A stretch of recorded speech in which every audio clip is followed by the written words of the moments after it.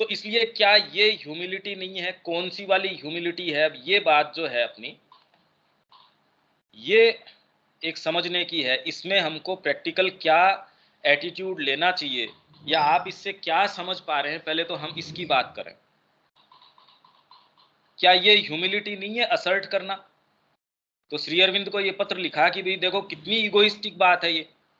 विवेकानंद जी ने ये कहा कि शंकराचार्य जी ने नहीं कहा तो भी क्या फर्क पड़ता, आई विवेकानंद से। सो मैं कह रहा हूं ना, मैं विवेकानंद, कि देखो कितना इगोइस्टिक ये कथन है, स्टेटमेंट कितना इगोइस्टिक है। तो क्या ये बोलना गलत बात है? क्या ये ह्यूमिलिटी नहीं है? या ये कहना मैं कुछ भी नहीं जानता, तो आप काम कैसे करेंगे, आप डेली एक्ट कैसे करेंगे? तो अगर ये जिस तरीके की परिभाषा इन्होंने दी है, जो हमने अभी पढ़ी है सारी, इसको कैसे रिकॉन्साइल करें? और क्या इनमें रिकॉन्साइल करने की कोई आवश्यकता है, कोई विभेद है इनके अंदर जो रिकॉन्साइल करें? इसमें आपका क्या क्या मानना है? पहले तो आप इससे क्या समझे, इससे पूरे से हम क्या समझते हैं? हाँ जी, कीर्ति दीदी, स्नेहा, अनु जी।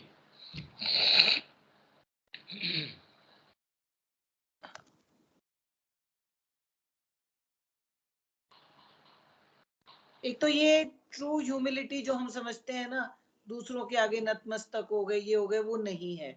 बहुत वास्टर मीनिंग है। एक आपने बड़ी अच्छी बात कही कि जब अनंत क्षण भंगुर हो जाए, अगर हम वहां से शुरू करें, असली ह्यूमिलिटी जो शाश्वत चीज है वो क्षण भंगुर होके यहाँ आई है, तो ह्यूमिलिटी का क्या अर्थ होगा ये समझना।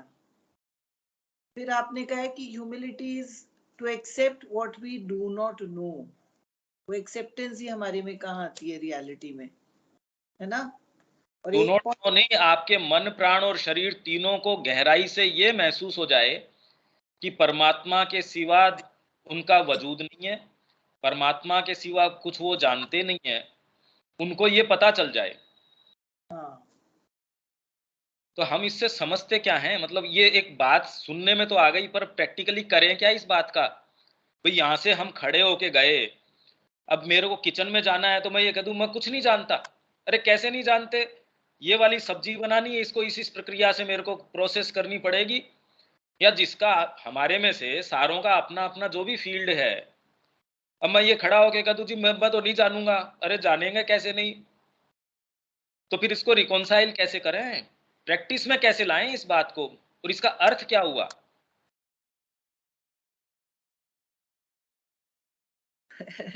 भाई जो भी जानता हूँ उसके आगे जाना है। ज्ञान तो अनंत है, जिस भी पॉइंट पे मैं हूँ रुकना नहीं है मुझे। पर आई ये डोंट, सोच के कैसे हो? मतलब ये या सोच के तो टेंशन पालना हो गया। जस्ट आप थोड़ा सा फील करके देखो कि क्या आप सोच के ऐसा कर सकते हो क्या? कि कैसे नहीं पता, कि मेरे को ये पता है अभी रिमोट उठाऊंगा मैं, कोई चैनल मेरे को दबाना है, अभी तुरंत मैं जान जाऊंगा। अब उसमें क्या अनंत का सामने पड़ा है? कोई किताब में लाऊंगा, ला के पढ़ूंगा उसको, इसमें क्या सामने अनंत की बात है? या सारे दिन हम जो जो एक्टिविटी कर रहे हैं उसमें ऐसी कौन सी बात है? इसको प्रैक्टिस में कैसे लेके आए, पहले तो हम इससे समझ क्या रहे हैं?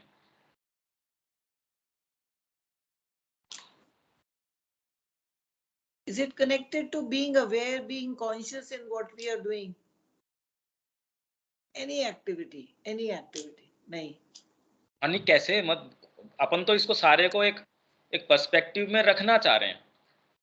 मैं तो ये कह रहा हूं कि हमने जो भी चीजें सुन रखी है, समझ रखी है, मेरे को ये बताइए कि प्रैक्टिकल जीवन जिएंगे कैसे अगर ये कह दिया जाए कि मेरे को पता नहीं। अब मेरे को पता नहीं तो मैं करूंगा कैसे कोई भी काम? ये बताइए। भी पता है इसीलिए तो करेंगे, पता नहीं है से तो काम कैसे होगा? कि मेरे मन प्राण शरीर को कुछ भी नहीं पता, कि परमात्मा के सिवा वो है ही नहीं। अब ये सोच के भी कैसे हो ये बात? हम विचार करके तो ये नहीं कर सकते। तो अगर विचार करके नहीं कर सकते तो क्या इसको छोड़ देना चाहिए इस बात को? हम करें क्या इस बात का?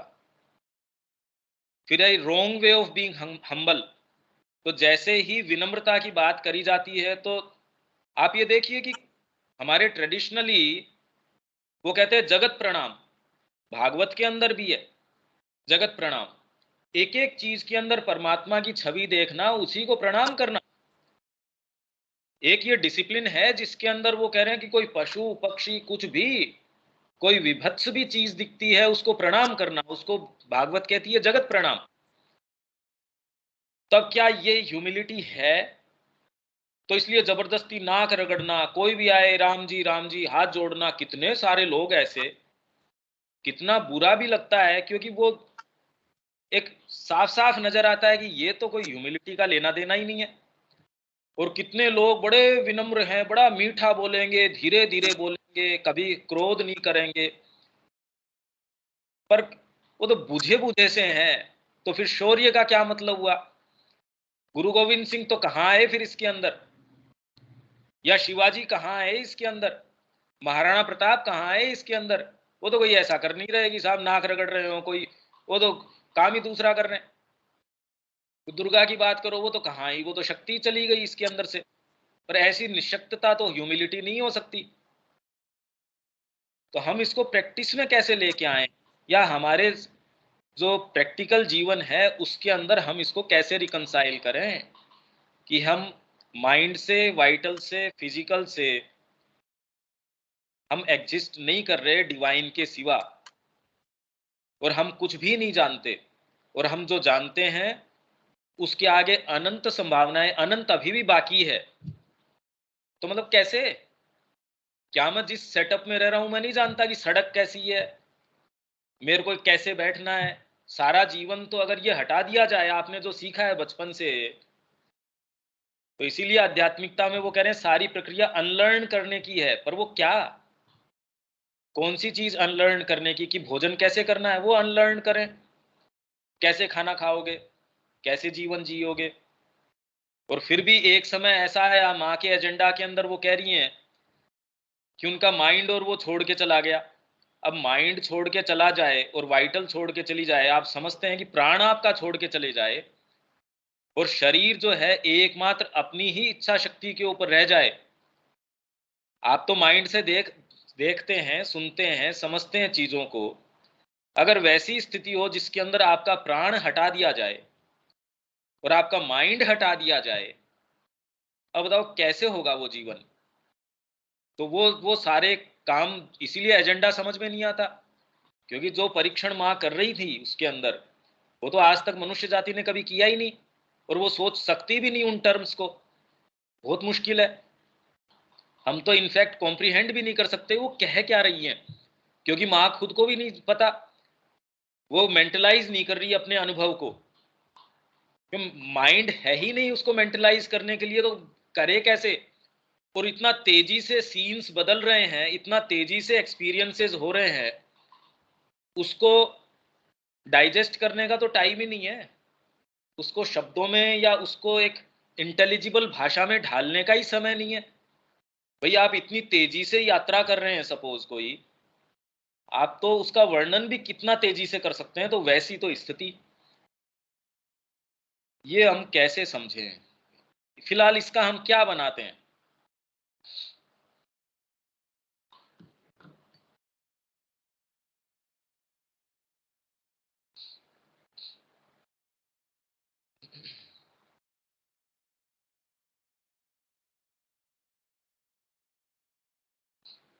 हाँ जी कीर्ति दीदी।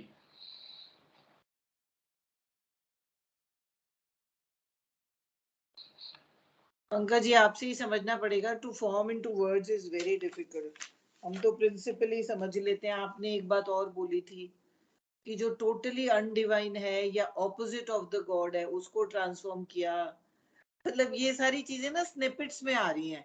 उसको वर्बलाइज करना कि डे टू डे लाइफ में इस प्रिंसिपल को हम कैसे करें, क्योंकि अपेरेंटली आप कह रहे हो जो आपने नाम लिए वो सब लड़े, देशभक्ति करी, या विवेकानंद ने कहा विवेकानंद से, so where does that come from?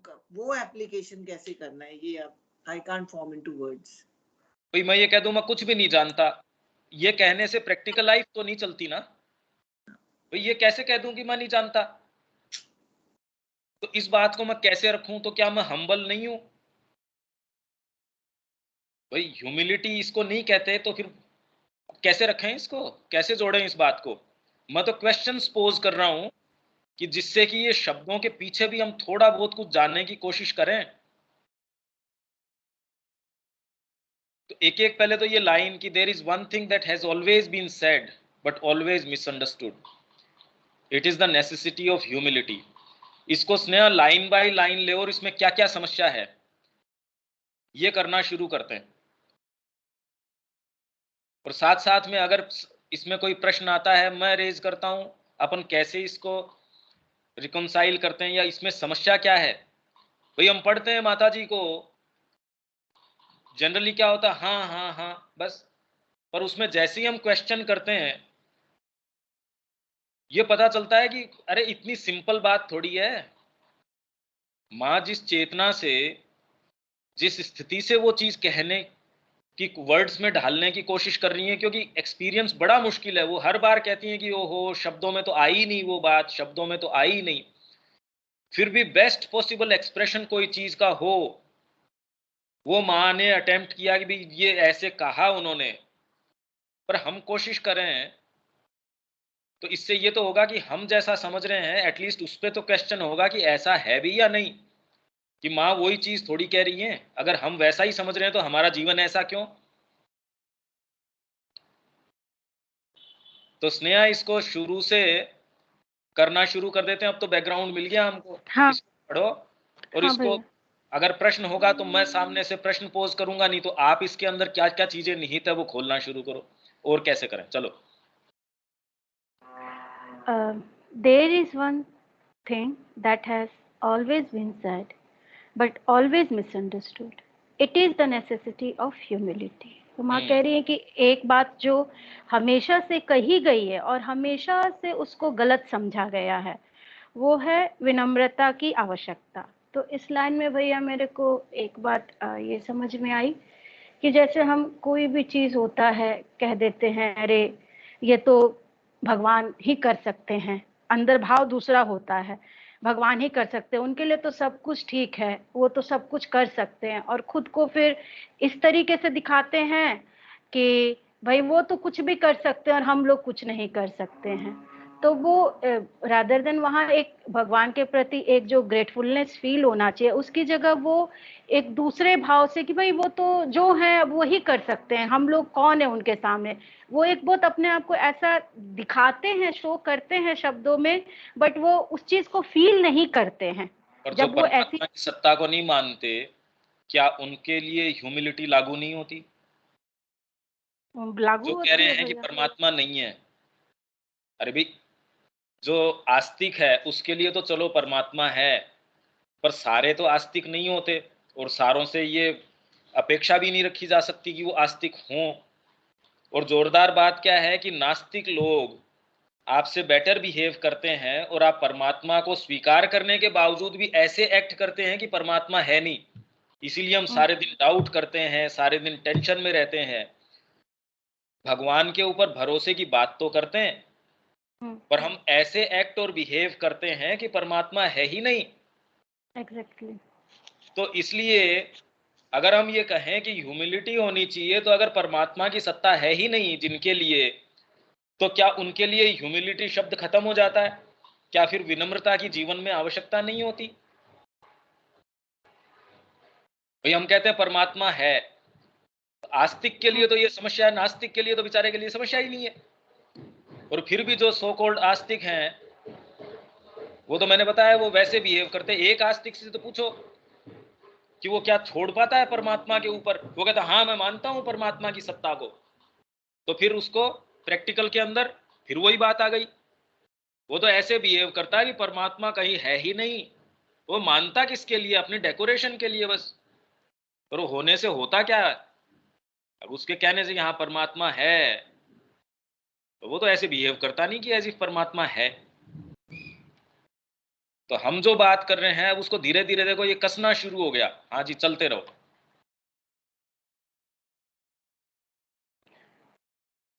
It is taken in the wrong way, wrongly understood and wrongly used. तो माँ इसको कह रही है कि वो बिल्कुल गलत तरीके से उसको लिया गया है, समझा गया और बिल्कुल गलत तरीके से उसका इस्तेमाल भी किया गया है। किया तो जाता है। वही जो हाँ, तो जैसा अभी आपने बताया कि हम भगवान को मानते तो हैं, शब्दों में कहते तो हैं, बट बिल्कुल उसको नकार देते हैं। अभी हमारे सामने कोई परिस्थिति आ जाए, हम कहते हैं कि भगवान हर वक़्त मन में, मतलब ऐसे कहते हैं कि अगर हम भगवान को पुकारेंगे तो भगवान आ जाएँगे। तो वो पुकार तो रहे हैं, पर उनमें वो श्रद्धा और वो विश्वास नहीं है। बस वो शब्दों में एक फ़ॉर्मुलेट करके कही गई बात है, तो वो चीज़ आती नहीं है। तो माँ कह रही कि ये जो ह्यूमिलिटी की जो बात है, वो बिल्कुल गलत तरीके से समझी गई है और गलत तरीके से इसका इस्तेमाल या इसको यूज़ में लिया गया अरे जाता है। उनकी छोड़िए आप, जो सो कॉल्ड आश्रम में चले गए, जिन्होंने कहा कि हम माँ श्री अरविंद के ही अनुयायी हैं या किसी और के इनके अनुयायी हैं, और तो भी मैं कह रहा हूँ आश्रम में ये भाव कि भाई जीवन को चलाना हो तो क्या आश्रम की शिक्षा है वो क्या सफिशिएंट होगी? अगर वो व्यापार उसको करना होगा तो क्या इसके लिए ये सफिशिएंट होगी? या खाली ये करने से तो ये नहीं काम चलने वाला? इसके लिए तो पैसे की आवश्यकता है, इसके लिए तो इस चीज की आवश्यकता है। कहने का मतलब कि वो परमात्मा को स्वीकार करने के बाद भी सारी उन चीजों के बिना वो, उनको विश्वास ही नहीं है अंदर तक कि परमात्मा क्या इतना उस सक्षम है। हमको विश्वास ही नहीं है। मेरे जेब के अंदर 1000 रुपए पड़े हैं तो भाई 1000 रुपए का तो मैं कुछ भी सौदा खरीद सकता हूं। उससे ज्यादा का अगर मेरे को प्रेरणा हो रही है कि अपने एक यूनिवर्सिटी खड़ी करनी है, जेब में 1 रुपया नहीं, तो कहते ये तो कैसे, ये तो असंभव चीज है। क्योंकि मेरे को ये महसूस होता है कि ये हर चीज का एक मैकेनिज्म है, हर चीज का एक तरीका है, ये होगा तो ये हो पाएगा। पर अगर मैकेनिज्म ही अपने आप के अंदर है तो परमात्मा की सत्ता कहां रही? जिन्होंने भी आज तक क्रिएट किया है, क्या साधनों के वशीभूत या उनके कारण क्रिएट किया है क्या? तो ऐसा क्रिएशन तो कभी नहीं हुआ जो साधन के कारण हुआ हो। साधन जुड़ते जाते हैं वो परमात्मा की इच्छा से। पर पौंडीचेरी आश्रम कब बना? श्री अरविंद वहां गए, मां वहां गई तो साधन अपने आप जुटे, चेतना के कारण। जिनके पास महत साधन, इतने साधन हैं, जिनका बैंक बैलेंस इतना है कि वो खुद नहीं जानते, तो फिर तो वो बहुत अच्छी व्यवस्था खड़ी कर सकते हैं। पर होती है क्या कभी? ये देखने के बावजूद हमारी विवेक शक्ति कभी हमको अलाउ नहीं करती। इतने उदाहरण हमारे सामने हैं कि परमात्मा के एकदम टोटली उनके ऊपर जिन लोगों ने अपने आप को दिया, उनके जीवन में चमत्कार हुआ। माँ की वाणी हम पढ़ते हैं, पर क्या विश्वास हो पाता है? कभी नहीं हो पाता, हो ही नहीं पाता। ये एक बड़ी भारी समस्या है। Be humble. हाँ,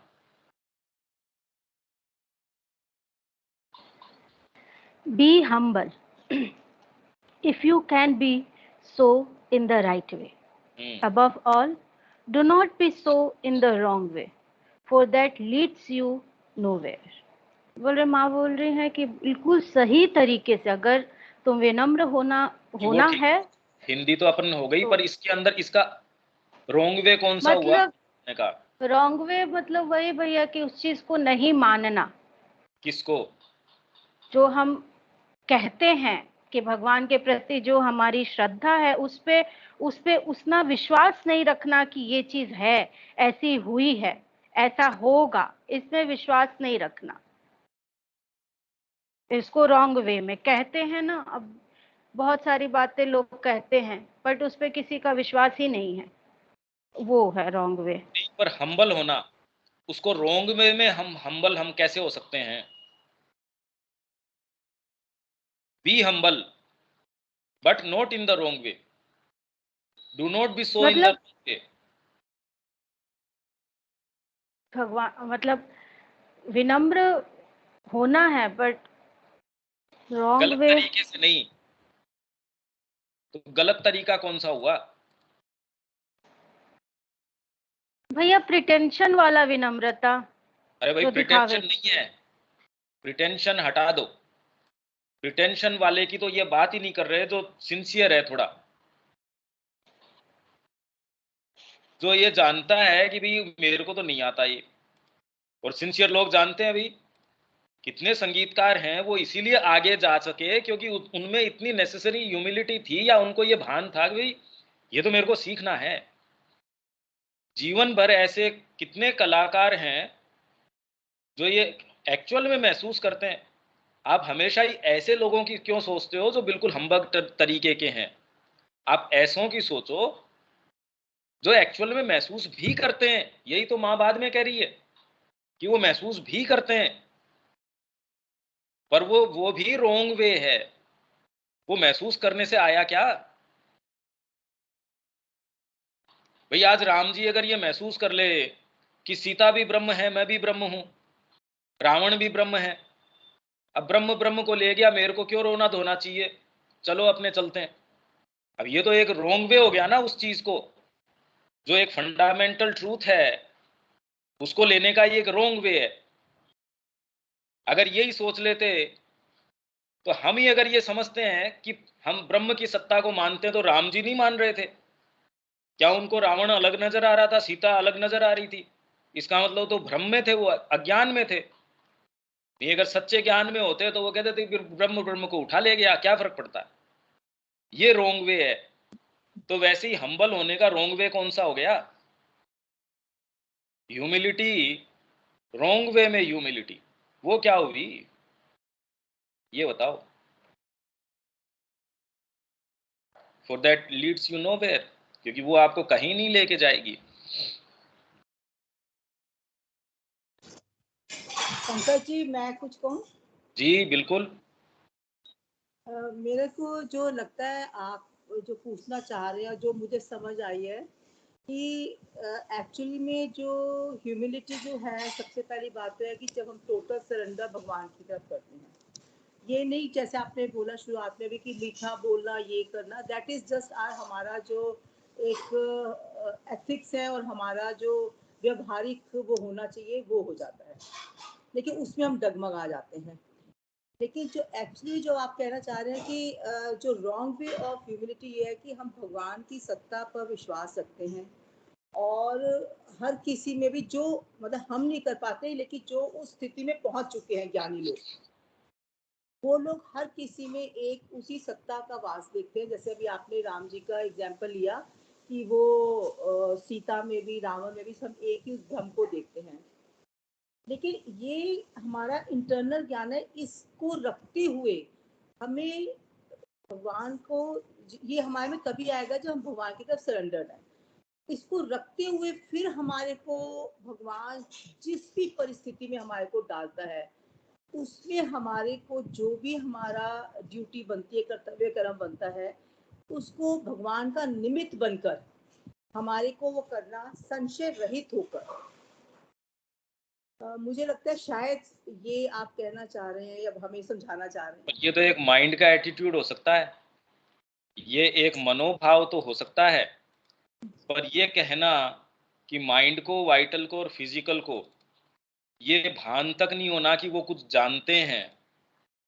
अब मेरे को ये बताइए कि हम कैसे ये नहीं माने कि हम कुछ जानते हैं?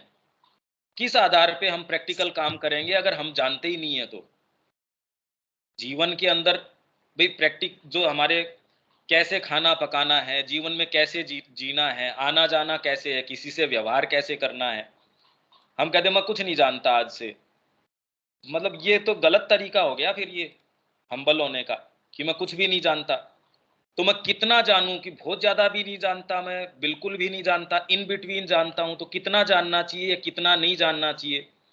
बिल्कुल बेवकूफ बन जाना चाहिए या परम ज्ञानी हो जाना चाहिए या इन बिटवीन होना चाहिए, या एक्चुअल में समस्या ये है भी या नहीं? कहाँ रोकना चाहिए इसको? भाई आज अगर विवेकानंद जी कह रहे हैं कि मैं कह रहा हूं ना, शंकराचार्य जी एक चीज कह रहे थे, ठीक कह रहे थे, मैं कह रहा हूं, तो उसके अंदर क्या वो हम्बल नहीं है? क्या वो ह्यूमिलिटी नहीं है असर्ट करने की? क्या डिवाइन अपने आप को असर्ट नहीं कर सकता? निश्चित रूप से कर सकता है।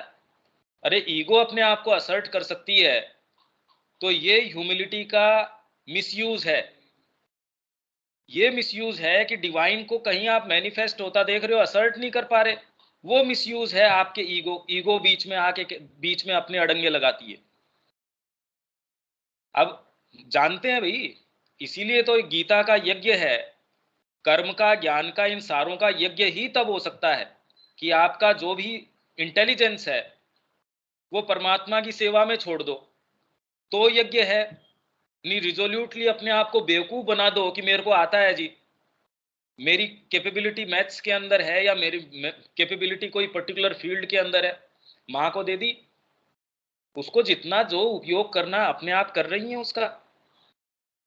हालांकि यहाँ जो वो इसकी परिभाषा दे रही है वो तो बहुत ज्यादा फंडामेंटल है, पर वहां तक जाने के लिए मैं तो ये कह रहा हूं कि आज अगर हम इसको एट हार्ट लें तो करें क्या, अब हम प्रैक्टिकली इससे लें क्या। हम यहाँ से खड़े होके जाएं तो कि भी मेरे को ह्यूमिलिटी लानी चाहिए, जैसे ही हम ये भाव लाएंगे ये अपने आप ही गलत हो गया। जैसे ही मेरे को ये लगता है कि मेरे को विनम्र होना चाहिए, तो ये अचूक तरीका है और ज्यादा इगोइस्टिक होने का। तो क्या इस विषय में प्रयास करना चाहिए या नहीं करना चाहिए?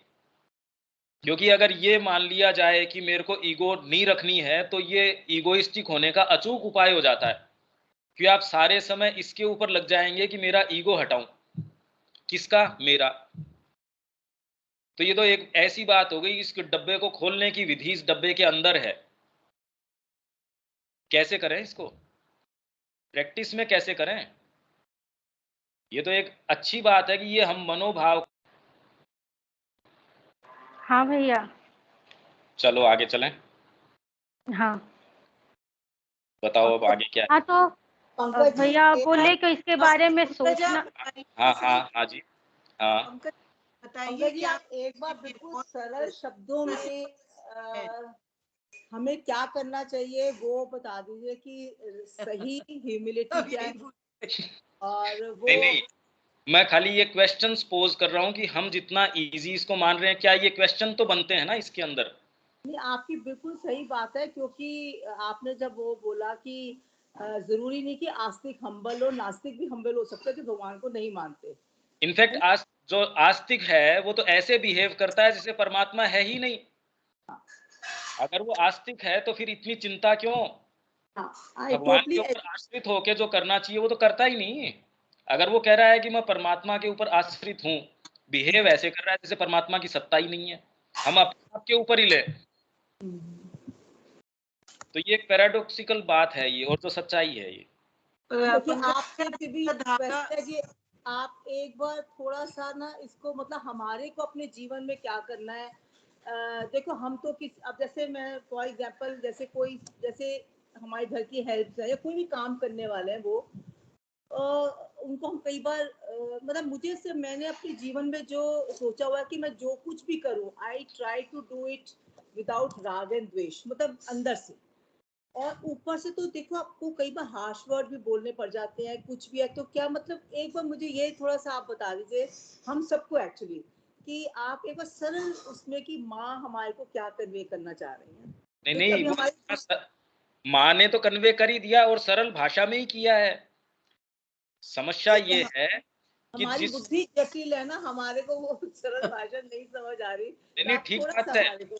ये बिल्कुल सही है, और यही तरीका है इसको ग्रास्प करने का कि हम इस पे प्रश्न उठाना शुरू कर दें। भाई हम तुरंत ये कहते कि हाँ हाँ बिल्कुल सही है, ये इसका गलत तरीका है, ये इसका सही तरीका है, पर करें क्या? और प्रैक्टिस के अंदर यही तो बात मैं कह रहा था कि आप कह रहे जैसे हार्श वर्ड्स बोलने भी पड़ते हैं। बच्चे से आपको बहुत प्रेम है तो भी उसको डांटना भी पड़ता है, थप्पड़ भी लगाना पड़ता है, तो प्रैक्टिस की बात एक अलग हो गई। ये फंडामेंटल फिलहाल तो पोइज की बात है। वो पोइज कैसा होना चाहिए, उसके अंदर आप भगवान कृष्ण सारे ही काम कर रहे थे, तो ह्यूमिलिटी वो कोई नाक रगड़ते थोड़ी फिर रहे थे। और परमात्मा के समान कोई हम्बल नहीं है, क्योंकि वो स्वयं को जानता है। वो जानता है कि अनंत क्या चीज है, वो सारी चीजों को जानता है। और ईगो है वो छोटे से कितना खुश हो जाती है। ह्यूमिलिटी कहां से आए? कोई भी आपके सामने तुरंत कोई चैलेंज इस तरीके का आता है, वो कहता है मेरे को क्या समझता है तू, मैं ऐसी थोड़ी हूं, आप मेरा अपमान कैसे कर सकते हो, मैं कोई हर कोई बैकग्राउंड से थोड़ी आया हूं। दिलीप कुमार रॉय ने लिखा श्री अरविंद को, कह रहे गुरु में कोई फेलियर थोड़ी हूं मैं, यो ही आश्रम में आ गया यहाँ। तो श्री अरविंद ने कहा कि वो बहुत कोई घटिया और चीप लोग होते हैं, वो ऐसी बातें करते हैं। तो हम ये कहते हैं हम इससे मुक्त हैं, बिल्कुल नहीं है। पर ऐसी ट्राइंग सिचुएशंस हमारे सामने नहीं है कि हम उन फीलिंग्स को या उन बातों को आर्टिकुलेट करें शब्दों में इस तरीके से। पर ठीक है, चलता रहता है, अनकॉन्शियसली मैकेनिकली सारी चीजें चलती रहती है। पर फंडामेंटली, इसीलिए तो मैंने कहा रिकॉन्साइल कैसे करें। अरे भाई मेरा प्रश्न तो यही था कि अब जीवन में करें कैसे, कि मैं हम्बल हूं, तो हम्बल मतलब क्या करूं मैं। अगर मेरे को 50 लोगों की कोई कंपनी चलानी है, ह्यूमिलिटी में तो मारा जाऊंगा मैं। जिसको ह्यूमिलिटी समझते हैं मैं हाथ जोड़ता रहूंगा, एक जना काम नहीं करेगा कंपनी के अंदर। उनको कह दूंगा भैया तुमको जैसे अच्छा लगे, हाँ जी, मैं हाथ जोड़ूं उनसे कि ये इनमें भी ब्रह्म है, विनम्रता रखूं। क्या एक मजदूर काम करेगा क्या, बताओ उसके अंदर। तो क्या सोच के ये सोच ले कि नहीं विनम्रता रखनी चाहिए, अंदर रखनी चाहिए, बाहर ऐसा दिखाना चाहिए। ऐसा आडंबर कोई भी ऐसा व्यक्ति करता ही नहीं है। इसका मतलब कोई ये डीपर चीज है जो अंदर भी है और बाहर भी है, ये नहीं। पर उसका एक्सप्रेशन हम सोचते हैं कि विनम्रता मतलब हाथ जोड़ना, नाक रगड़ना, मीठा बोलना, बहुत धीरे धीरे बोलना। ऐसी कोई आवश्यकता नहीं है। आप बहुत फोर्सफुल्ली भी बोल सकते हो और वो ह्यूमिलिटी हो सकती है। आप नाक रगड़ के भी बोलो तो उसमें भयंकर अहंकार हो सकता है, उसमें भय हो सकता है, उसमें स्वार्थ हो सकता है, कुछ भी हो सकता है। बाहरी एक्सप्रेशन से आप कभी डिटरमिन नहीं कर सकते कि ये ह्यूमिलिटी है, विनम्रता है या नहीं है। अरे कितने सारे भागवताचार्य हैं, कितने सारे ये पंडित हैं, कितने सारे क्या हैं, कितना उसके अंदर बोलते बोलते रोने लग जाएंगे, कितना क्या क्या करने लग जाएंगे। पर हमारे सामने आदर्श हमारे जो परमात्मा है, भगवान कृष्ण है, वो तो ऐसा कोई भाव धारण नहीं रखते। हमारी कोई देवी देवता ऐसा भाव धारण नहीं रखते। तो यही तो अपना प्रश्न लेके चले थे कि फिर बात क्या। तो ये मैं बार बार इसके अंदर प्रश्न उठाता जा रहा हूं, स्नेहा इसके अंदर और आगे चलो। तो ये मैं कह रहा हूं ना कि ये इसीलिए तो मैं इसमें प्रश्न उठा रहा हूं। हम जिस तरीके से कोई भी लिटरेचर पढ़ते हैं, स्पेशली श्री अरविंद का और माँ का, जनरल हमारी आदत क्या, हाँ हाँ हाँ हाँ बिल्कुल माता जी ने कहा है, बिल्कुल ठीक बात है। अरे माता जी ने तो ठीक बात कही है, हम जैसे समझ रहे हैं वो ठीक समझ रहे हैं कि नहीं समझ रहे हैं। तो हमको अपनी इनसफिशियंसी इससे थोड़ी महसूस होने लगती है, करें क्या। अब यहां से उठ के जाएं तो हम भूल जाएं सारी बात, ऐसा तो नहीं हो सकता। हाँ जी, आगे चलें।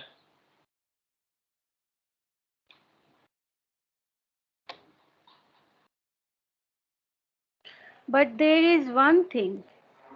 If you can pull out from yourself this weed called vanity, then indeed you will have done something. But if you knew how difficult it is. कितना मुश्किल है ये करना। वैनिटी को अपने अंदर से निकाल दो। पर जैसे ही आप कहते हो मैं अपने अंदर से वैनिटी निकालता हूं, अब वो तो आप बिल्कुल अपने ऊपर पहले इतने केंद्रित नहीं थे, अब और ज्यादा केंद्रित हो गए। पहले तो फिर भी मैं अपनी साधना के अंदर कि मैं साधना कर लूं, मैं परमात्मा का ध्यान कर लूं, मैं बैठ के माँ का ध्यान कर लूं। ये मूवमेंट ही बड़ा अटपटा है। हाँ ठीक है, कोई ग्रोस रूप से एकदम कोई दूसरी चीजों के अंदर लगा हुआ व्यक्ति है, उसके लिए हो सकता है किसी अवस्था के लिए वो चीज ठीक हो। पर साइकोलॉजिकली आप इसको महसूस करके देखो। जैसे ही आप कहते हैं मैं बैठा हूं माँ का ध्यान कर रहा हूं, अब आप अगर ऐसी अवस्था मैकेनिकल अवस्था में तो हो सकता है उसका आपके लिए उस समय के लिए कोई थोड़ा लाभ होगा।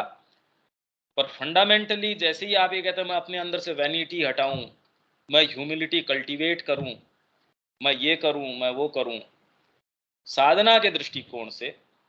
हाँ, सेल्फ परफेक्शन के लिए तो आदमी ये सोचता ही है मैं ये भी सीख लूं, मैं म्यूजिक भी सीखूं, मैं सारी जो कलाएं हैं, विद्या हैं, या सारी चीजें लोग सीखते ही हैं, वो तो एक अलग बात है। पर एक सच्चे दायरे में, क्योंकि यहाँ बात उन चीजों की नहीं हो रही कि मेरे को ये पर्टिकुलर ये चीज सीखनी है, मेरे को ये कंप्यूटर पे ये प्रोग्राम सीखना है, उसकी बात नहीं हो रही। पर मैं सेल्फ परफेक्शन अचीव कर सकूं। परफेक्शन किसका, मायने क्या। परफेक्शन मतलब आप जो स्वयं है वही हो जाना। पर वो किसी साधन से, किसी माध्यम से कैसे होंगे, वो ही एक चीज करके फिर उसी उदाहरण के ऊपर आ जाते हैं। भाई एक जना पेट्रोल भर रहा है माँ के लिए, वो सेल्फ परफेक्शन की राह पे हो सकता है, पर आप पेट्रोल भर के आप एक नियम कर दो कि सारों को पेट्रोल भरना है, तो सेल्फ परफेक्शन अचीव हो जाएगा? नहीं होगा। कसीदा कर रहे हो माता जी के लिए, उसमें सेल्फ परफेक्शन अचीव हो सकता है, पर आप एक नियम कर दो तो कितने सारे बुनकर हैं, सारे सेल्फ परफेक्शन एक नहीं है उसके अंदर से, वो कर्मयोग थोड़ी है। तो आप बाहरी एक्सप्रेशन आपके कर्म का क्या है, वो आंतरिक आपका भाव है, वो उसको योग बनाता है, बाहरी कर्म नहीं। उसका स्वरूप जो है वो उसको योग नहीं बनाता, जो भाव है वो उसको योग बनाता है। और भाव को कल्टीवेट कैसे करें? मैं उसको कल्टीवेट कर लूं, मेरे अंदर ये भाव आ जाए, ये तो एक प्रक्रिया उल्टी हो गई। तो ये एक बड़ी विरोधाभासी तरीके की चीज है। भी करें क्या अब? तो यही तो वो कह रहे हैं, भी अब बताओ तो सही इसका करें क्या। पर पहले ये तो समझो कि ये इस धरातल पे नहीं है ये बात। ये तो हमको अच्छे से समझ में आनी चाहिए कि जो जिस भी चीज की हम, जैसे गीता पढ़ ली हमने, हमको निष्प्रिय होना चाहिए, हमको लालसा नहीं होनी चाहिए। अरे लालसा कौन किसकी करेगा और क्यों नहीं होनी चाहिए? आश्रम के अंदर क्या माता जी को लालसा, अगर जिसको हम ये कहें इतना बड़ा पसारा माँ ने किया है, इतने सारे साधक हैं, इतनी उनके पैसे की समस्या थी, गणेश जी को वो बोलती भी पैसे की जरूरत है, तो सारे जो कार्य हैं जो एक बिजनेसमैन करता है, क्या वहां हमको देखने को नहीं मिलते? सारे डिपार्टमेंट सारे सुचारू रूप से चल आगे चलें इसके अंदर। आगे बताइए।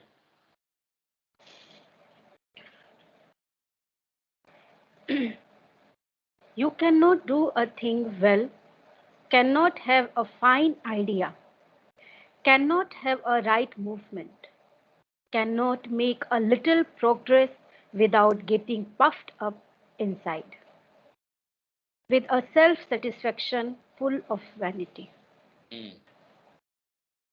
तो हम कोई भी काम नहीं, मतलब कोई भी एक अच्छा काम नहीं कर सकते हैं। नहीं, अच्छा काम और नहीं, एक किसी भी काम को ढंग से नहीं कर सकते।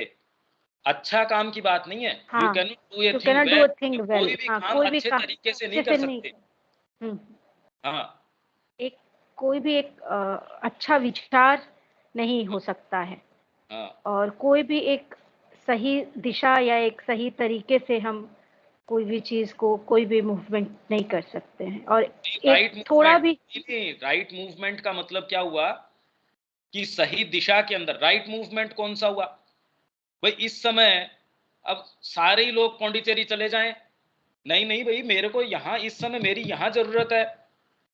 तो राइट मूवमेंट इस समय ये हुआ कि मेरे सामने कोई चीज अराइज हो गई, मैं कोई उद्देश्य लेके चला, उसमें तुरंत कोई माँ की तरफ से कोई या कोई ऐसी चीज आई। राइट मूवमेंट ये है। कितने लोग नमनीय नहीं रह पाते उस बात के बारे में, रॉन्ग मूवमेंट में चले जाते हैं और बारी तरीके से पता नहीं चल सकता। जो लोग ऐसी चीजों के अंदर जिसको हम अनएथिकल मानते हैं, अनैतिक मानते हैं, वो तो तुरंत पता चल जाती है कि समाज कहता है कि नहीं नहीं ये तो गलत बात है। पर सो कॉल्ड आप बहुत धार्मिक हैं, इसीलिए माँ कहती है कि राइचियस जो लोग हैं सबसे ज्यादा परिवर्तित करना उनको मुश्किल है। वो अपनी सुपीरियोरिटी के भान से इतने भरे रहते हैं। तो cannot have a right movement, एक सच्चा मूवमेंट, एक सच्चा भाव आप में नहीं आ सकता, एक सच्ची कोई क्रिया नहीं हो सकती। Cannot make a little progress without getting puffed up inside. एक थोड़ा सा आपने काम किया और अंदर से भर जाते हो आप। ये तो असंभव है कि आप पफ्ड अप नहीं हो। ये नहीं कि भयंकर ईगो हो गया, पर ये सेंस कि हाँ मैं कुछ कर सकता हूं। कहने का मतलब है कि आप जो भी करते हैं उसके वापस अपने से जोड़ते हैं। ये एक चेतना मात्र के अंदर ही ये डिफेक्ट है, जो हर चीज को बार बार अपने रेफरेंस पॉइंट से देखता है। और इतना ज्यादा कंज्यूम्ड जब तक आप नहीं हो अपने उद्देश्य से, मेरी साधना हो रही है या नहीं हो रही है, मैं चला तो माँ के मार्ग के ऊपर था, अब मैं यहाँ गणेश जी के मंदिर में क्या कर रहा हूं, अब मैं इस व्यक्ति की सेवा के अंदर लग गया। मैं तो पौंडीचेरी आश्रम में आया हुआ, समाधि के ऊपर एक सेकंड प्रणाम नहीं कर पा रहा, नर्सिंग होम के अंदर बिठा दिया मेरे को। आप ये देखिए कि जब तक उसमें आपको ये लगता है कि नहीं, ये तो माँ के भक्त की मैं सेवा कर रहा हूं, इसलिए मेरा तो कल्याण हो रहा है, जब तक ये जस्टिफिकेशन नहीं होता, आपको कहीं ना कहीं कोई ना कोई जस्टिफिकेशन चाहिए कि मेरी साधना हो रही है, मैं सेफ हैंड्स में हूं। और एक स्तर के ऊपर आके कि माँ मेरा उपयोग तो नहीं कर रही है, कहीं मेरी तो इसमें साधना ही नहीं हो रही। दूसरा व्यक्ति कल आया था, माँ श्री अरविंद ने उसको तो अपनी पर्सनल सेवा में रख लिया, मेरे को तो पूछ ही नहीं रहे। कैसे नहीं आएगा ये भाव? अरे भाई, नहीं आएगा तो सारे पत्र जो भरे पड़े हैं, अगर आपने कभी पत्रों को खोल के देखा हो माँ श्री अरविंद के, सारे तो भरे पड़े हैं, कहां से आए वो पत्र? दिलीप कुमार रॉय को लिखा कृष्ण प्रेम ने कि अगर हो सके तो पर्सनल सेवा कर गुरु की, तो उन्होंने कहा हमारे गुरु तो पर्सनल सेवा करवाते नहीं। जिस टाइम एक्सीडेंट हुआ था श्री अरविंद का, कहा वो कुछ ही लोग हैं वो उनकी नजदीकी के अंदर आ सकते हैं, बाकी तो हमको तो मिलती नहीं ये बात। और फिर बाद में इतना रिजेंटमेंट आया उनके, उन्होंने श्री अरविंद को पत्र लिखा, भी हम जैसों को तो फिर कृपा मिल ही नहीं सकती, वो इतने जबरदस्त अधिकारी हैं, उनको ही आपकी पर्सनल सेवा का मौका मिल रहा है। तो श्री अरविंद ने कहा कि ये मेरे पास है, इसका मतलब कोई इनकी ज्यादा साधना हो रही है, ये खाली वर्क के रूप में है। जो वहां बुक्स डिपार्टमेंट को संभाल रहा है वो भी वैसा ही काम है जो मेरे को यहाँ पर्सनल कोई तौलिए से पहुंच रहा होगा। तो ये पत्र कहां से आया? तो हमारी प्रकृति में कैसी कैसी गांठें हैं वो तो तब पता चलेगी जब हम गांठ के पास पहुंचेंगे। अभी तो हम समस्या के पास ही नहीं पहुंचे। ये पत्र आप अगर पढ़ेंगे इस लाइट के अंदर तो पता चलेगा कि ये गांठें कहां कहां है। अभी हमने मान लिया गीता का कर्मयोग, गीता कहती है तटस्थ होना, या श्री अरविंद ने ये कहा है, माँ ने ये कहा है, तो पढ़ने से हमको लग गया हम वहां पहुंच गए। ऐसा कुछ भी नहीं है, वो चीजें ही अराइज नहीं हुई अभी तक। तो हम पफ्ड अप नहीं हो जाएंगे इनसाइड, ये क्या संभव है छोटी छोटी चीज से, कि हम कोई ऐसे ही थोड़ी हैं। मैं अपना पूरा परिवार छोड़ के आया हूं यहाँ, इसीलिए श्री अरविंद ने पत्र लिखा कि माँ कोई होटल कीपर नहीं है। वो तो पत्र मैंने आपको पहले बताया भी था। जो कोई बाध्य हो तुमको सेटिस्फेक्शन देने के लिए कि कोई पैसा देता है तो होटल कीपर की जिम्मेदारी है उसको अच्छा जितना पैसा देता उतना रूम सुविधाएं देना। तो वैसे ही आपने अपना जीवन माँ को दिया है, तो माँ का ये दायित्व है कि ये चीजें आपका भरण पोषण करें। ये एक्सपेक्टेशन तो बनी रहती है। आपने माँ का भजन गाया तो आपको तो उतना वापस मिलना ही चाहिए। आप माँ के लिए इतने बरस दे रहे हैं तो ये तो मिलना ही चाहिए। अरे मेरा तो कुछ भी नहीं हुआ, ओहो इतने साल हो गए। आश्रम के इतने फॉरमोस्ट साधक थे, इतना माँ का अनन्य रूप से काम किया, कभी कोई लेफ्ट राइट किया नहीं। जैसा माँ कह रही थी वैसा वो कर रहे थे, रात दिन कितने कितने घंटे लगातार काम कर रहे थे। और फिर जाके एक दिन वो पूछते हैं माँ मेरे को लगता नहीं कि कुछ हो रहा है। माँ कहती है नो वंडर, इसमें कोई आश्चर्य की बात नहीं है, तेरा कुछ नहीं हो रहा। तेरे कुछ हो जाता तो मेरे को आश्चर्य होता, कि अभी भी खुद के ऊपर सेल्फ का इतना कंसिडरेशन है कि मेरा कुछ। ये ऐसे व्यक्तियों की बात है जो निष्ठापूर्वक मां श्री अरविंद को समर्पित कर चुके थे। अब ऐसों की अगर रिकॉर्ड ये इस तरीके का है, ये उन व्यक्तियों की बात नहीं है, ये इस प्रकृति को समझने की बात है कि ये कितनी मुश्किल है, ये इतनी आसान नहीं है। ये गांठें जब तक हम उन गांठों के नजदीक नहीं पहुंच जाते, जब तक वो अराइज नहीं होती, जब तक वो प्रकाश में नहीं आती, हम ये गीता के या ये शब्द पढ़ते हैं, हम सोचते हैं हम निमित्त हो गए, हम वो कुछ भी नहीं हुआ। इसलिए इतने इंपॉर्टेंट है वो पत्रों को इस प्रकाश में देखना। ये उन व्यक्तियों की समस्या नहीं थी, सिंसियर लोग थे, मां श्री अरविंद के सानिध्य के लोग थे, जिन्होंने अपने आप को पूरी तरीके से दिया था। भाई हम तो उस अवस्था तक ही नहीं आ रहे, पर एक्चुअल में अपना सब कुछ दांव पे लगा के आए ही थे। हम ये थोड़ी कह रहे हैं कि वो कोई, जैसे आप कह रहे थे कि बाहर से कुछ अंदर से कुछ, ऐसे नहीं थे। तो फिर क्या ये दिखाता है कि प्रकृति होती कैसी है, हमारी प्रकृति कैसी है, उसके सच्चे रंग जब हम इस तरीके से इसको डाइसेक्ट करते हैं, समझते हैं, तो पता चलते हैं। इतनी बात तो क्लियर हो पा रही है क्या? कीर्ति दीदी, स्नेहा, अनु जी,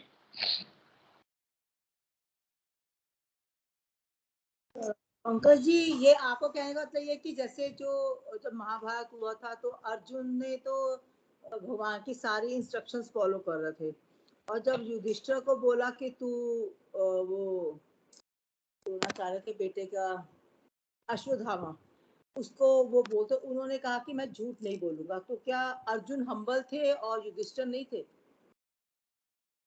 हाँ, पर ये पैमाने नहीं हो सकते ना, यही तो हम कह रहे हैं कि ये पैमाने नहीं है।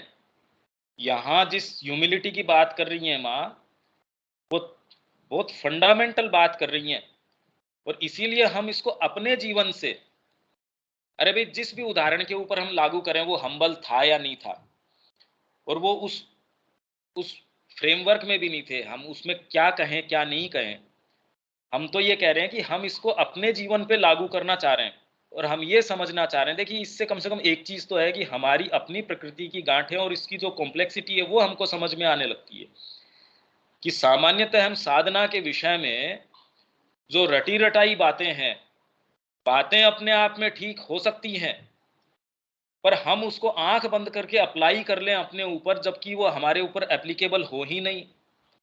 जिस स्थिति में मैं हूं, मेरे ऊपर कौन सा ज्ञान अप्लाई करना चाहिए, इस समय मेरे को क्या करना चाहिए, मेरे लिए एक प्रैक्टिकल समस्या है। मैप तो सारा है, पर वो मैप तब प्रभावी है जब ये पता चले मैं कहां हूं और मेरे को जाना कहां है। उस रेफरेंस से मैप का उपयोग है। बाकी तो आध्यात्मिकता के अंदर आपको पूरे वर्ल्ड एटलस दे दिया, डिटेल के अंदर दे दिया, पर उसकी रेलेवेंस तो आपको जाना कहां है और आप कहां खड़े हैं, इन दो प्रश्नों से ही तो हो सकती है। तो जब तक मेरी प्रकृति कैसी, मेरे को जाना कहां, ये फंडामेंटल प्रश्न, और पूछेगा कौन जब तक सिंसियरिटी नहीं होएगी। ये सारा पढ़ लिया, सारी आध्यात्मिकता का ज्ञान अप्लाई कर रहे हैं, उसके ऊपर मैं खड़ा हूं कहीं और, मैं इस वक्त हूं यहाँ झुंझुनू के अंदर, जाना है मेरे को दिल्ली के अंदर। अब जब तक मेरे को यही नहीं पता कि मेरी इमीडिएट लोकेशन क्या है, आप मेरे को कैसे गाइड कर सकते हैं कि पंकज जी आपको ये वाली रोड लेनी चाहिए। तो वैसे ही साधना में या जीवन में आपको कौन सी रोड लेनी चाहिए, या गीता का कौन सा ज्ञान इस समय आपके ऊपर एप्लीकेबल है, ये कौन निर्धारित करे। खुद के अंदर व्यक्ति में एनलाइटनमेंट इतना हो या अंदर से वो इतना गाइडेड हो, बड़ा मुश्किल है। इसीलिए हम गुरु अपनाते हैं, ये मानते हुए कि इसमें तो एटलीस्ट कम से कम इतनी अकल तो है भाई, हमारे अंदर तो बिल्कुल भी नहीं है। ये जब हम स्वीकार कर लेते हैं अपनी स्थिति को, ये ह्यूमिलिटी है। ये स्वीकार कर लेना कि भाई ये जिस तरीके का मार्ग है, ये समझदारी है। ह्यूमिलिटी क्या है? ये तो इंटेलिजेंस है, परम समझदारी की बात है। आप एक ड्राइवर के हाथों में भी दे देते हैं अपने आप को। पायलट चलाता है तो आप ये शंका करते थोड़ी बैठते मेरे को नीचे गिरा देगा। तो ये समझदारी की बात है कि आप अपने आप को गुरु के हाथों में दे देते हैं, परमात्मा के हाथों में दे देते हैं, और ये भाव कि हाँ वो जानता है, हम नहीं जानते।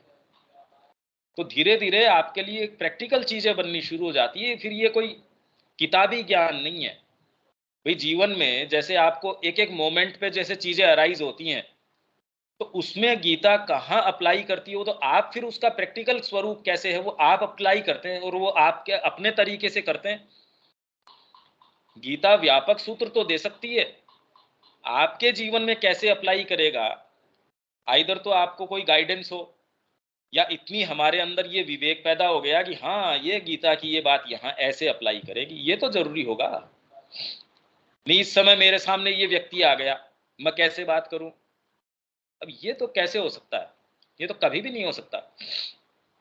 आपको फंडामेंटल गाइडेंस दी जा सकती है। हाँ, अगर गुरु हो तो बहुत सेफ है, फिर तो उससे बात करनी है नहीं करनी है पूछ लो, मेरे को क्या करना है क्या नहीं करना है, सीधे सीधे पूछ लो, आपको बहुत सीधी सीधी प्रैक्टिकल गाइडेंस मिलनी शुरू हो जाएगी। स्नेहा, इसमें थोड़ा और आगे चलते हैं। इसको तो अगली बार मेरे को लगता है दोबारा लेना पड़ेगा। जितने मैंने रेफरेंसेस बताए थे फिर अपन उनको लेंगे।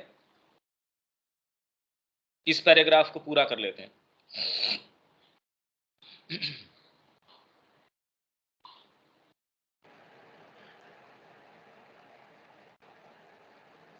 And you are obliged then to hammer it hard to break it. And still broken bits remain and these begin to germinate. कैसे? अब ये अगली बार अपना प्रश्न होगा, कैसे तो हमने तोड़ा उसको। अब ये इन्होंने कह दिया कि हैमर लेके हमने उसको वैनिटी जो है, you are obliged then to hammer it hard, जोर से उसके ऊपर हम प्रहार करेंगे और उसको तोड़ेंगे। और टूटने के बाद भी जैसे कांच को आपने तोड़ा, हर टुकड़ा उसका है, वो तो चलो कांच है, पर कोई ऐसी चीज हो, रक्त बीज जैसा है कि कितना भी वो गिरता है फिर से पैदा हो जाता है। तो वो जो ब्रोकन बिट्स हैं वो बचे रह जाते हैं और फिर से जर्मिनेट कर जाते हैं। कैसे? अभी हमने पढ़ लिया, पर साइकोलॉजिकली होता कैसे है इसका उदाहरण चाहिए अपने को। One must work the whole of one's life, पूरे जीवन हमको इसके ऊपर काम करना पड़ेगा। And never forget to work in order to uproot this weed that springs up again and again so insidiously that you believe it is gone and you feel very modest and say कि आपको लगता है कि वो चली गई, पर फिर क्या होता है? और आप क्या कहते हैं? It is not I who have done it, अरे मैंने नहीं किया भैया, ये तो परमात्मा ने किया है। और आपको एक्चुअल में ये महसूस हो रहा है, इसका मतलब ये नहीं कि आप महसूस एक चीज कर रहे हैं, अंदर से तो महसूस एक कर रहे हैं, पर आप आडंबर रख रहे हैं। उन लोगों की तो बात ही नहीं हो रही। पर जब आपको एक्चुअल में ये लगता है and you feel very modest and से, तो बड़ा आप मोडेस्टली आपको ये लगता है ये तो मां ने ही किया है, अपन ने तो इसमें क्या किया है। फिर भी उसमें पूरा का पूरा ईगो, पूरे की पूरी आपकी जितनी भी सेना है वो पूरा मजा ले रही है, उसमें कोई दिक्कत वाली बात नहीं है। अभी आपको पुलिस पकड़ के ले गई और आप जेल के अंदर बैठे हैं तो सबसे सेफ जगह हो गई आपकी। तो वैसे ही आपने कहा मैं माँ के निमित्त आश्रम में चला गया, अब आप सारे जितने भी काम हैं बिल्कुल कंफर्टेबली, क्योंकि अब तो आपकी ईगो को कोई समस्या ही नहीं है। पहले आप सामान्य जीवन में कम से कम नैतिक अनैतिक के तरीके से तो सोच पाते थे ये गलत है या सही है। अब तो आप कहते हो कि बिल्कुल अब तो मैं तो हूं ही साधना के अंदर। इसीलिए वो माता जी या श्री अरविंद वो कहते थे स्पेशली जो एडवांस साधक हैं उनकी तो सुनना ही मत, वो क्या कहते हैं उससे ज्यादा प्रभावित होने की जरूरत नहीं है। It is not I who have done it, ये काम मैंने नहीं किया, आई feel it is the divine, ये तो भगवान का करा धराया है। हालांकि सामान्यतः जीवन में हम ये कहते हैं अरे मैंने नहीं किया ये, वो तो खैर अपनी चीजों को छिपाने के लिए कि ओहो भगवान ने किया है, ये तो भगवान की तरफ से आया है। हालांकि ये साइकोलॉजिकल रिलीफ के लिए जरूरी भी है कि मेरा बेटा मर गया तो हाँ अभी भगवान की तरफ से ये हुआ, तो ये साइकोलॉजिकली उतना मेरे को टॉर्मेंटेड में नहीं होता कि मैं पागल ही हो जाऊं, ये लगता है भगवान ने इसमें कुछ अच्छा ही किया होगा, तो एक साइकोलॉजिकल रिलीफ है। पर I feel it is the divine, ये तो परमात्मा ने ही किया है। I am nothing if he is not there, मैं कुछ भी नहीं हूं। पर ये करके भी and then the next minute you are so satisfied with yourself simply for having thought that, और आपने क्योंकि ये सोच लिया इसलिए आप इतने सेटिस्फाइड हो जाते हैं इस विचार से, देखो अब दूसरा तो इस बात को स्वीकार नहीं करता, मैं तो इसको स्वीकार कर रहा हूं कि मैंने कुछ भी नहीं किया, ये तो परमात्मा ही कर रहा है। तो वो एक व्यक्ति है वो कह रहा इसके अंदर अहंकार नहीं है, तो उनका अहंकार नहीं है इसके अंदर का, नहीं नहीं बिल्कुल भी अहंकार नहीं है। तो आप क्या देखो अभी बता देते हैं आपको, देखिए जी आपके अंदर ये गुण है, तो उससे वो प्रभावित नहीं हुआ, आपके अंदर ये बिल्कुल भी नहीं हुआ। और क्या सबसे बढ़िया बात ये है कि इन सब के बावजूद भी आपको ये लगता है कि देखिए आप इससे बिल्कुल प्रभावित नहीं है, तुरंत उसको लगा हाँ ये बात तो ठीक है, मैं इन सबसे ऊपर हूं इन चीजों से, मैं क्या समझू इन गुणों को, और को जो कर रहे हैं परमात्मा कर रहे हैं भाई। और ये कह के वो इतना सेल्फ सेटिस्फाइड है इस बात से, आप उसके चेहरे को देख सकते हैं कि उसमें क्या है क्या नहीं है। सच्ची सिंप्लिसिटी, परमात्मा के सामने मैं कुछ नहीं हूं, कुछ नहीं हूं सच्चे रूप में। इसका मतलब नहीं है ये वो भूल जाएगा कि मेरे को क्या करना है, माला कैसे बनानी है, समाधि कैसे जचानी है, उसके लिए व्यापार कैसे करना है। अरे भाई ये थोड़ी है कि आश्रम में ही हो आप, व्यापार कैसे करोगे उसके लिए? ये भूल थोड़ी जाओगे। आपने सीखा उसको एकदम बारीकी से काम में लेओगे। आप भगवान के लिए कोर्ट में केस लड़ रहे हैं तो क्या आप बेवकूफी से करोगे? इतना बढ़िया तरीके से करोगे कि दूसरा नहीं कर सकता, क्योंकि आपके अंदर बाहरी समझदारी भी होगी और भीतर इंट्यूशन भी होगा क्या करना है क्या नहीं करना है। तो आपकी सारी चीजें और ज्यादा अच्छी हो जाती हैं। पर कब हो जाती हैं? जब आप फंडामेंटली ये मान के चलते हैं कि आपका जीवन, आपका कर्म परमात्मा के लिए है, आपका सोच, आपका समझ सारा उसके लिए है, और वो इसलिए है क्योंकि वो आपके हृदय की पुकार है। आप कोई दूसरी चीज कर ही नहीं सकते। आप गिर गए तो भी मार्ग के अंदर गड्ढा आया, गिर गए, उठ के वापस चल दिए। ओहो मैं गिर गया, ओहो मेरा पतन हो गया, मेरी साधना, मेरा ये, मेरा वो, इतना इतना थोड़ी सोचता है कोई जो इस मार्ग पे, जो एक्चुअल में मार्ग पे है। नहीं तो आप बारीकी से देखेंगे, मोक्ष का विचार, मेरी साधना, क्या मैं सत्य के मार्ग पे चल रहा हूं, क्या मैं ये, क्या मैं वो। तो बेसिकली जो एक सामान्य व्यक्ति जितना अपने आप पे केंद्रित नहीं है, फ्लॉलेसली जी रहा है, वो पशु की जैसे, वो भी आदर्श नहीं है। पर आप बार बार अपने ऊपर ये देख रहे हैं कि मेरी साधना हुई क्या, मैं पद के ऊपर हूं क्या। अच्छी समझदारी की बात है, क्योंकि संदेह किए बिना तो आप रह ही नहीं सकते। भी जिस तरीके की हमारी मानसिकता है, जिस तरीके की हमारे को हेरिडिटी मिली है पाश्विक, उसमें संदेह किए बिना आपको आधार क्या है, सिक्योर बेसिस क्या है? हम कैसे चल सकते हैं कि हमारी बुद्धि हमको भ्रमित न कर रही होगी, हमारी कामनाएं हमको भ्रमित न कर रही होगी? सिक्योर बेसिस क्या है? तो उसमें बार बार हमको क्वेश्चन करना पड़ता है। जिस मार्ग का हमको पता नहीं होता, हम पूछते हैं हर मोड़ के ऊपर, भैया किधर जाएगा रास्ता, क्रॉस रोड के ऊपर पूछते हैं हम। समझदारी है ये, पर ये एकमात्र समझदारी नहीं है। क्यों? जब हम कहें हम पूर्ण रूप से परमात्मा आप जैसा कह रहा है वैसा करेंगे, आपके पास जब कोई मानक ही नहीं है चलने के आगे, कैसे चलेंगे? ये बड़ी एक समस्या की बात है। मेरे को नहीं लगता कि मैं ये इम्प्रेस अपॉन भी आपके कर पा रहा हूं कि ये समस्या बड़ी गंभीर है, बहुत ज्यादा फंडामेंटल समस्या है ये कैसे होगी? तो हम इसको दोबारा सारा जितना किया है वो सारे कोटेशन फिर मैं आपके लिए पढ़ दूंगा, क्योंकि अब हम बेटर समझ पाएंगे। पहले तो ये प्रश्न अराइज करना शुरू करो अपने लिए। हाँ जी अनु जी, अब इसमें कोई बात है, क्योंकि हम इसको फिर से इसको खोलने की कोशिश करेंगे। ये प्रश्न एटलीस्ट कम से कम ये प्रश्नों को हमने खोल के कि ये इतना स्ट्रेट फॉरवर्ड नहीं है, इसमें बहुत सारी चीजें निहित हैं, और मैं फिर से यही इन्हीं प्रश्नों से शुरू करने वाला हूं। तो हम इनको रिकॉन्साइल कैसे करेंगे, आप इसका चिंतन कीजिए। ठीक है।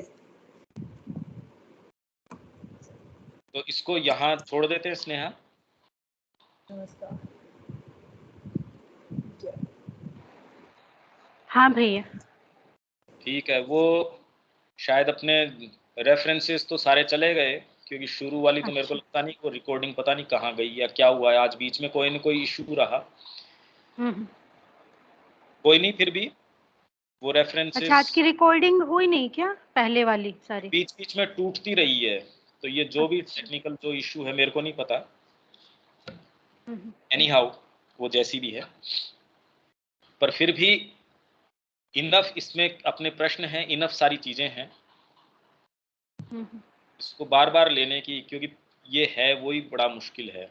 आपके प्रश्न तो थोड़े बहुत समझ में आ रहे हैं क्या मैं क्या बोल रहा हूँ? हाँ भैया। ठीक है, तो अगली बार हम इसको कोशिश करते हैं कि इसका मायना क्या है, एटलीस्ट कम से कम उसके प्रश्न हम समझें कि हम जिस धरातल पे सोच रहे हैं उस पे नहीं है ये ऐसे व्यक्तियों के लिए है जो मार्ग के ऊपर आ गए हैं। ये ऐसों के नज़ारे नहीं है जैसे मैं कोई बैठ के टीवी स्क्रीन के ऊपर देख रहा हूँ कि नॉर्थ पोल पे ये कंडीशंस हैं। मैं उनको कभी भी पहचान नहीं पाऊंगा जब तक कि मैंने एक बार ठंडी हवा, वहां ठंड का मतलब क्या होता है उसको नहीं समझाऊं। तो ये जो बातें कर रहे हैं उनका वास्तव में मायने क्या हैं, वो जब तक कि आज से लेके कंटिन्यूअसली रोज इसके ऊपर अब गहन चिंतन नहीं करेंगे, तो उसके नेचुरली जो प्रश्न फ्लो करते हैं कि भाई ये अच्छा इससे तो ये तो कैसे बनेगा। आप साइकोलॉजिकली इसको टच करने की कोशिश करो, इससे नेसेसरी आपके ग्रूव्स बनेंगे उसको समझने के। अभी तो बड़ी सिंपलटन है माइंड, अभी तो समझता ही नहीं है कितनी सारी चीजें। उसके लिए तो ब्लैक एंड व्हाइट है, बस ऐसा है तो ऐसा, ऐसा नहीं है तो ऐसा नहीं है। तो जीवन तो ऐसा नहीं है, जीवन तो बहुत ज्यादा कॉम्प्लेक्स है इससे भी। और जितना ही हम इस कॉम्प्लेक्सिटी को समझते हैं उतना ही हमको और चीजें कितनी व्यापक रूप से समझ में आती हैं, हम बेटर समझ पाएंगे, बस इतनी बात है। तो यहाँ हम इसको छोड़ देते हैं, हम फिर से इसको लेने वाले हैं, ठीक है। हाँ ठीक है भैया। जय जय श्री माँ भैया।